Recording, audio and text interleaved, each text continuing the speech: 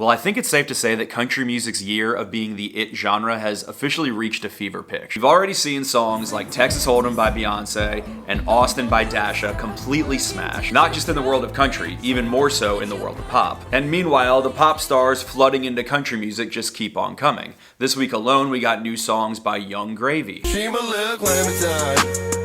Ain't tall, but she mighty fine. And the Lil Man Jay. I don't hate the bottle, but her temperament towards me. And certainly, most notably, Post Malone and Morgan Wallen with their new song, I Had Some Help. I had some help. It ain't like I can make this kind of mess all by myself. Which is not just the first taste of original music that we've gotten from Post Malone's upcoming country project, but an out-of-the-gate historic smash. In fact, it had the biggest first day of streams ever for a new country song. And I gotta give credit to Post Malone. In the past 3 months, he has collaborated now with Beyonce on Cowboy Carter, with Taylor Swift on Fortnite, and now with Morgan Wallen, who are like the A-list of music. I feel like all that would be left to do now is collaborate with Adele and maybe Drake.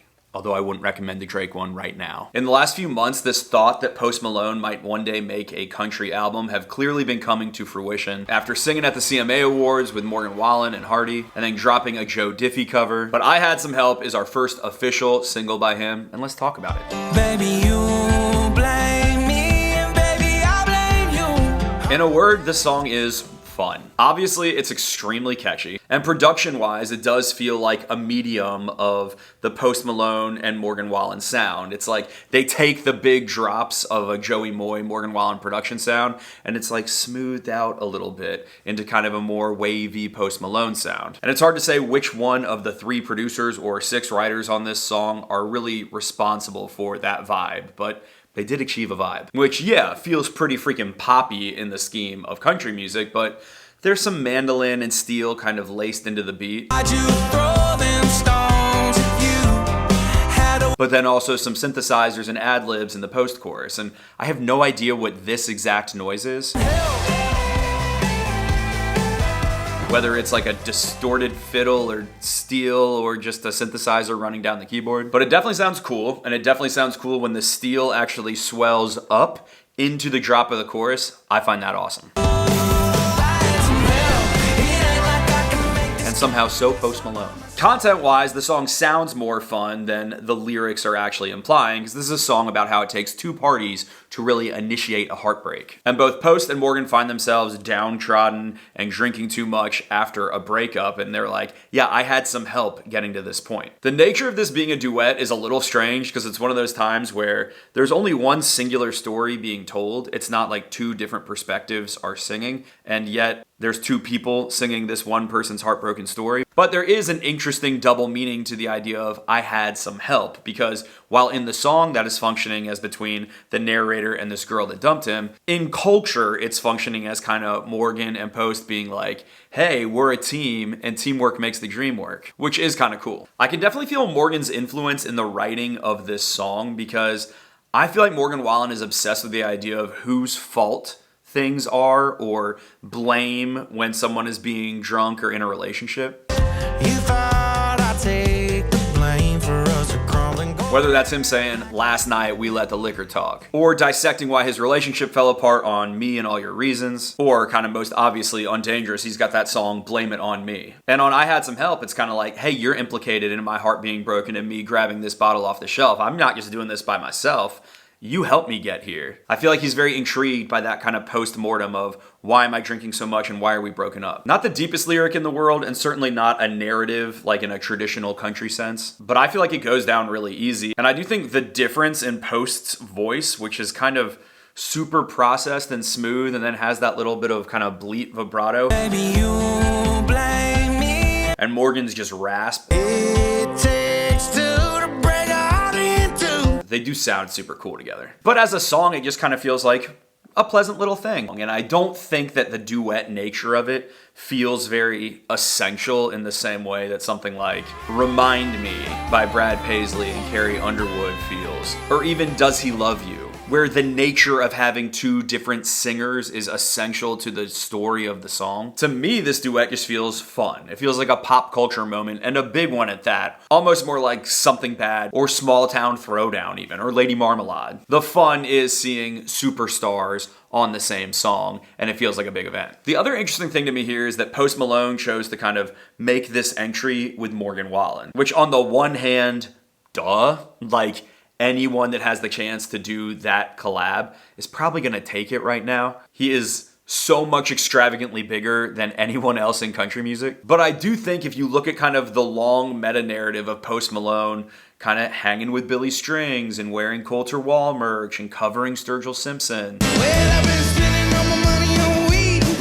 there's a part of me that thought he was going to go more in that direction and maybe throw out a song with Sierra Farrell or Tyler Childers or something. And who knows, maybe all those types will be on his album. And this is just like the big commercial flag that they're planting first. But if you had asked me 2 years ago who I thought Post Malone would collaborate with, I wouldn't have thought Morgan, but obviously the chemistry of this is correct and it's now a giant smash. But I do hope he throws us a few zingers outside the mainstream, if for no other reason than to please the snobby cred-based people like viewers of this channel. But yeah, that's kind of all I have to say about this one. I feel like on the yeehaw to yee nah scale, I'd give it a strong yee. I like it, it's pleasant.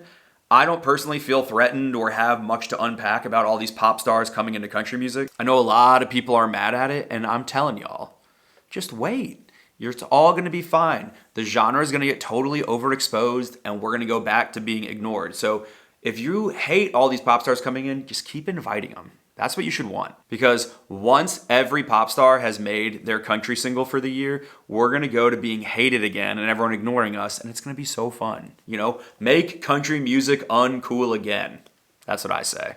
And if you want that on a shirt, it's in my merch store. And many of you have already bought it, so thank you. Because it is crazy to me that country's getting so poppy, and simultaneously, we've got Zach Top and Braxton Keith taking off. Lainey Wilson's got a bar on Broadway now. All the more traditional people are also taking off. It's just a huge genre right now. And speaking of, I feel like I need to use this video to also talk about another kind of cross-genre smash at the moment, and that is Shaboozey's A Bar Song, parentheses, Tipsy.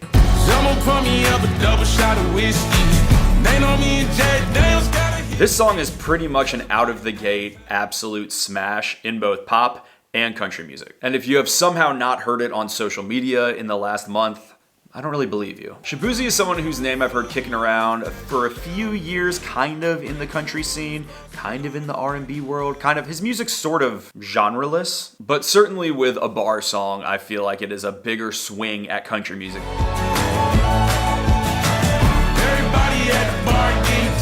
And the song does have a kind of rootsy feel. I feel like everyone's saying, this song is so not country. I feel like with that fiddle running all the way through the chorus, and even the stomps and claps that feel way more like you're actually pounding a boot on a dusty bar than some of the snaps that you hear on country radio singles, do give it a certain kind of stomp and holler feel. In fact, I feel like this song reminds me most of like Mumford & Sons and Lumineers with that kind of hey-ho vibe, as well as Hey Brother by Avicii and even Wake Me Up by Aloe Black. I think the song sounds quite cool. I do not think it sounds like a traditional country song, and I feel like it certainly functions lyrically as a pop song. It's kind of about this escapist moment of like, let's go party and get tipsy. In fact, the first time I heard it, all I thought was, is this just a rewrite of J-Kwon's Tipsy?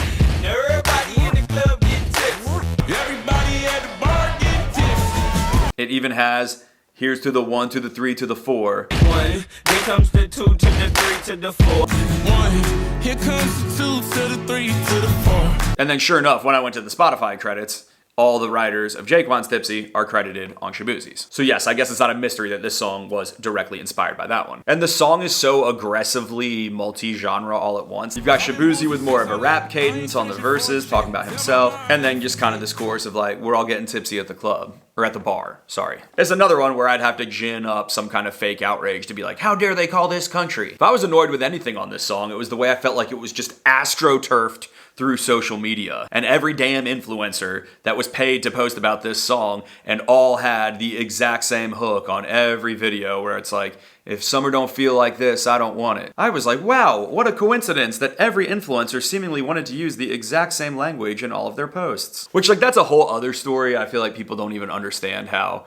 pretty much every song that you see getting hyped on the internet at this point has so many thousands of dollars getting poured into undisclosed influencer marketing. And I've been talking about that some on TikTok and Instagram, but this was a case where it was so obvious to see what the campaign was. Anyway, that's not Shaboozey's fault. I'm just saying the song is being marketed hard, but it's working hard. It's already had over like 125 million streams, which is insane. And I know it needed a place here on the channel. So here I am talking about it, and it felt like, yeah, it's a smash right alongside Texas Hold'em and Austin. And this new one, I Had Some Help, so here's my opinion on it. Anyway, that's all I got for today. Just a little quick one to talk about some big songs in the scene, and I'll see you soon with some very fun videos. Okay, bye.